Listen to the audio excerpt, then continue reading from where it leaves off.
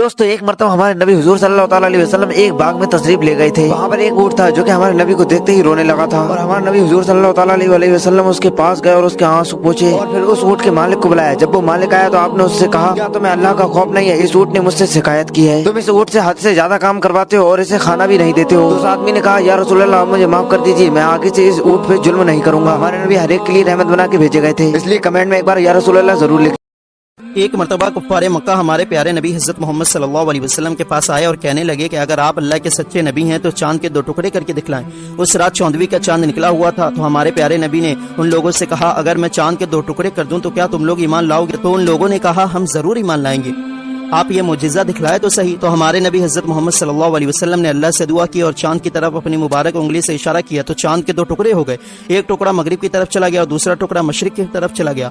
और जितना टाइम असर से मगरिब के दरमियान होता है इतनी ही देर तक यानी 1 से 2 घंटे तक चांद इसी तरह रहा, फिर आपस में मिल गया। ये देखकर लोग हैरान रह गए मगर ईमान नहीं लाए और कहने लगे, अगर सच में चांद के 2 टुकड़े हुए हैं तो दूर के इलाकों में रहने वाले लोगों को भी नजर आया होगा, तो जब बाहर के लोग आएंगे तो हम उनसे पूछने के बाद ही ईमान लाएंगे। कुछ दिनों के बाद बाहर से आने वाले लोगों का सिलसिला शुरू हो गया और जिससे भी पूछा गया कि क्या फुला दिन तुमने चांद के 2 टुकड़े होते हुए और जुड़ते हुए देखा, तो सब ने यही कहा, हाँ हमने देखा, मगर फिर भी वो लोग ईमान नहीं लाए क्योंकि उनकी किस्मत में ईमान नहीं था।